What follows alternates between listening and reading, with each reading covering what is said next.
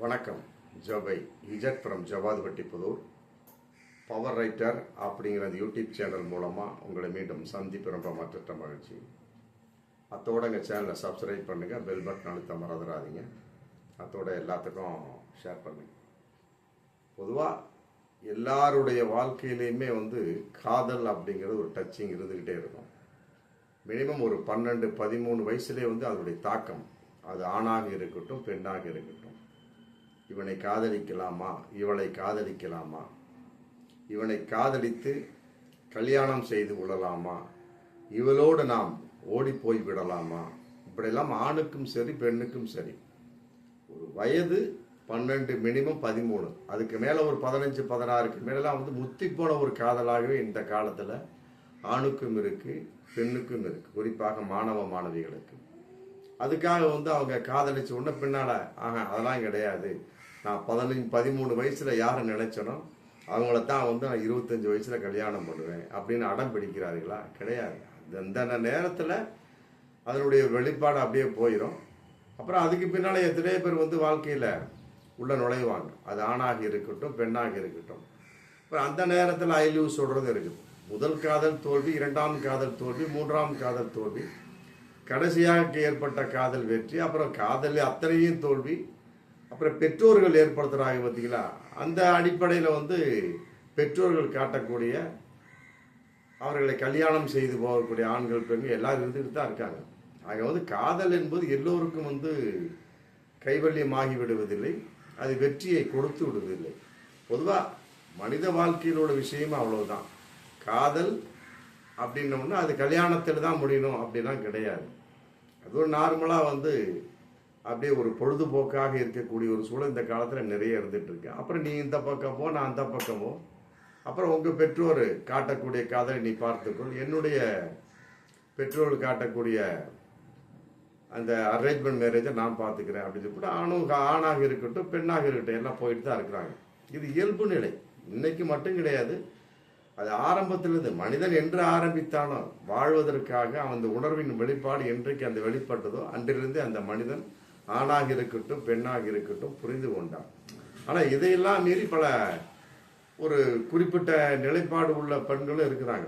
அதெல்லாம் கிடையாது, நான் ஒரு 15 வயசில் காதலிச்சம்பா, இன்னைக்கு அவர் இன்னொருத்தையை கல்யாணம் பண்ணிட்டாரு, பூவை உனக்கான மாதிரி. மற்றபடி நான் 25 வயசாகிடுச்சு 30 வயசாகிடுச்சு நான் காதலிக்கவே மாட்டேன், கல்யாணம் எனக்கு வேண்டாம். ஏன்னா அந்த காதல் தோல்வி. அதனால் நான் கடைசி வரைக்கும் இப்படியே இருந்துருச்சு. இப்படி ஆணாக இருக்கட்டும் பெண்ணாக இருக்கட்டும் சபதமேற்ற பல பேர் இன்னைக்கு இருந்துட்டு இருக்காங்க. அதன் அடிப்படையில் இன்னைக்கு ஸ்ருதிஹாசன் நடிகை மிகப்பெரிய ஒரு சபதத்தை ஏற்படுத்தியதாக இன்னைக்கு அவருடைய பேட்டி இன்னைக்கு வைரலாக போயிட்டு இருக்கு. அதாவது திருமணமே செய்து கொள்ளக்கூடாது, திருமணமே செய்யாமல் இருக்கு முடிவு செய்ததாக இன்னைக்கு ஸ்ருதிஹாசன், கமல்ஹாசனுடைய பொண்ணு நடிகை ஸ்ருதிஹாசன் இன்னைக்கு ஒரு முடிவு எடுத்திருக்கிறார். அந்த முடிவு எந்த அளவுக்கு பொருத்தமானது அப்படிங்கிறத பார்க்கின்ற பொழுது மேற்சொன்ன மாதிரி தான் இவருடைய வாழ்க்கையிலும் ஒரு காதல் வந்திருக்கு. காதல் வந்தோன்னா அது தோல்வியில் முடிந்தது அப்படிங்கிற ஒரு கான்செப்ட்னால திருமணம் என்ற எண்ணத்தால் மிகவும் பயந்துள்ளேன் அப்படின்னு இன்னைக்கு பேட்டி கொடுத்துருக்காங்க. அவருடைய பேட்டி இன்னைக்கு சமூக வலைத்தளத்தில் மிகப்பெரிய ஒரு வைரலாக போயிட்டுருக்கு. அதாவது திருமணம் என்ற எண்ணத்தால் மிகவும் பயந்துள்ளேன், எனது அடையாளத்தை ஒரு சிறிய காகிதத்துடன் இணைக்கக்கூடாது என்று நினைக்கின்றேன். அதான் ஒன்றுமே புரியல. சிறிய காகிதத்துடன் இணைக்கக்கூடாது, அந்த அளவுக்குலாம் மிக கேவலமானதல்ல திருமணம். ஆமாம், இவருக்கு யாரோ தவறாக சொல்லி இருக்கிறார்கள் ஸ்ருதிஹாசன் அப்படிங்கிறத தெரியுது. மற்றபடி திருமணம் சொல்லும் கொள்கையில நான் மதிக்கின்றேன், ஆனால் அவற்றை சட்ட ஆவணமாக்கும் போது அது எனக்கு வேண்டாம் என்று நினைக்கின்றேன். அப்போ இவர் திருமணம் அப்படிங்கிறத மதிக்கிறாரு.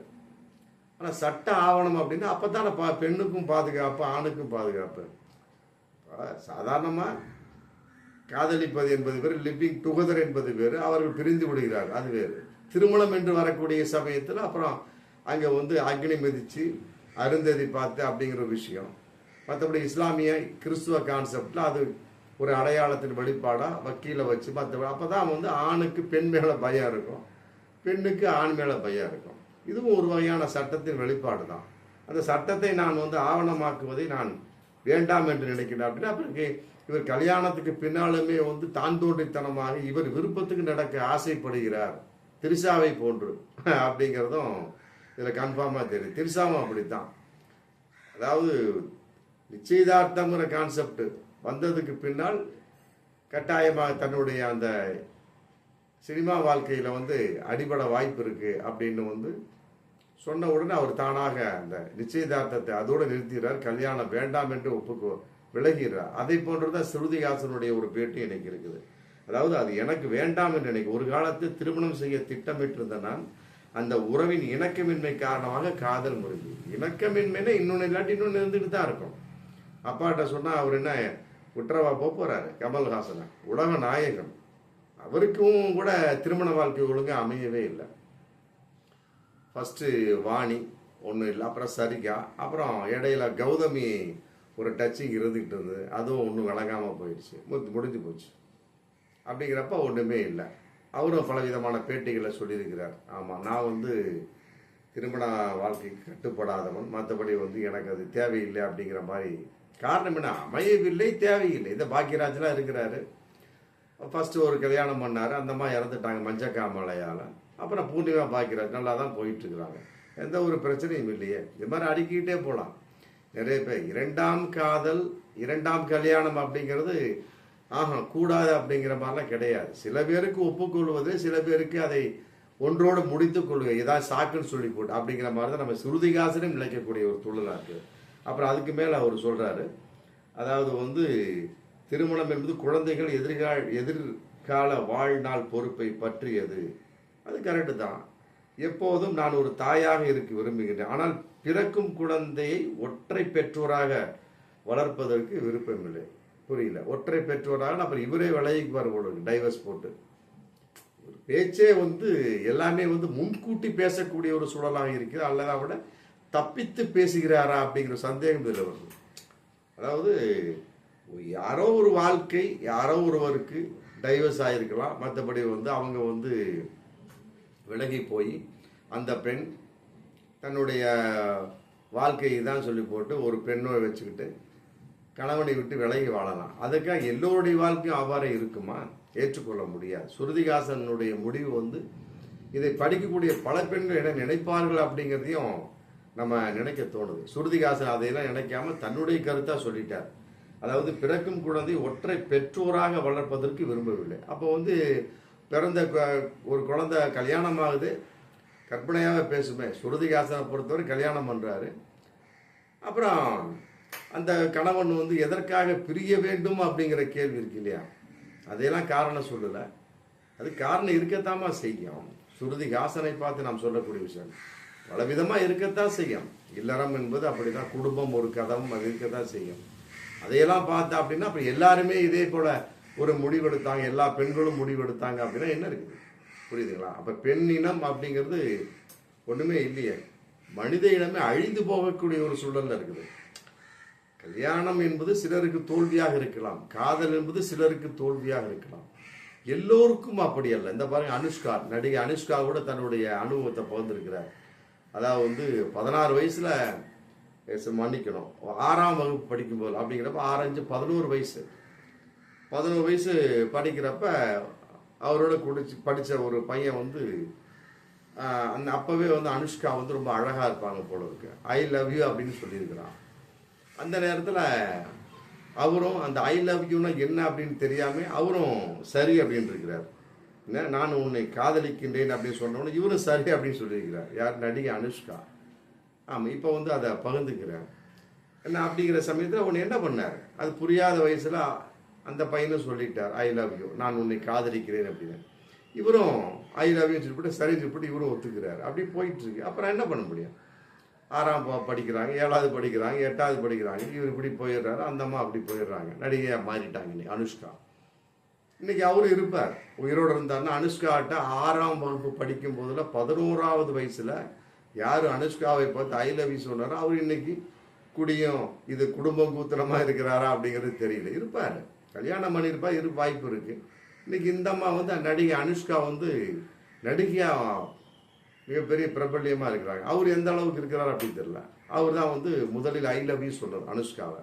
அவர் எங்க இருக்கிறார் அப்படிங்கிறது தெரியல. அனுஷ்காவை கண்டுகொள்ளவர். ஏன்னா அது ஒரு இதான ஒரு பக்குவப்படாத ஒரு காதல், 11 வயசுல பக்குவப்படாத ஒரு காதல், இது எல்லாத்துக்குமே ஏற்பட ஒரு விஷயம்தான். 25-30 வயசுலேயே கூட பக்குவப்படாத காதல் எடுத்துருக்கு இல்லையா? அதுதான் ஸ்ருதிஹாசனுக்கு நடந்தது. ஆமாம், எப்படி இருந்தாலும் சரிங்க, 11 வயசாகட்டும், அது 31 வயசாகட்டும், ஆமாம், காதல் அப்படிங்கிற விஷயம் வந்தது அப்படின்னா சில பேருக்கு ஒத்து வரும், சில பேருக்கு ஒத்து வராது இல்லையா? அரேஞ்ச்மெண்ட் மேரேஜ் இருந்தே இருக்கு. அப்பா அம்மாட்ட சொல்லி பார்த்துக்க வேண்டியதான். ஆகவே ஸ்ருதிஹாசனுக்கு நாம் சொல்லிக் கொள்வது, உங்களுடைய அப்பா இருக்கிறாரு, அற்புதமான ஒரு நடிகர், உலக நாயகன் கமல்ஹாசன். அவருக்கு காதலும் ஒத்து வரல, கல்யாணமும் ஒத்து வரல, முடிஞ்சு போச்சு. 2 குழந்தைய பெற்றெடுத்துட்டார். உங்களை மாதிரி 2 பெண் குழந்தைய பெற்றெடுத்துட்டார். அதில் ஒரு ஆள் தான் நீங்கள். அதனால் அப்பாட்ட சொல்லுங்க, உங்களுடைய விளக்கத்தை சொல்லக்கூடிய சமயத்தில் அவர் தன்னுடைய நிலைப்பாடு அற்புதமான ஒரு இதை கட்டாயமாக எதிர்காலத்தில் நல்ல ஒரு கணவனை அமைத்து கொடுப்பார் அப்படிங்கிற நம்பிக்கை எல்லோருக்குமே இருக்குது. அப்பா இருக்கக்கூடிய சமயத்தில் நீங்கள் எதுக்கு மயங்குறீங்க? அது சொல்கிறார், நான் பிற்காலத்தில் கல்யாணம் செய்து கொள்ளாமலேயே குழந்தைகளை நான் தத்து எடுத்து வளர்க்க போகிறேன் அப்படிங்கிற மாதிரி பேட்டி. எதற்கு? தத்து எடுக்கிறதுக்கு 1000 பேர் இருக்காங்க, புரியுதுங்களா? தத்து எடுக்கிறது 1000 பேர் இருக்காங்க. அதனால் நீங்கள் 2 குழந்தையை பெத்தெடுங்க. தத்தெடுப்பது வேறு, குழந்தையை பெத்தெடுப்பது வேறு.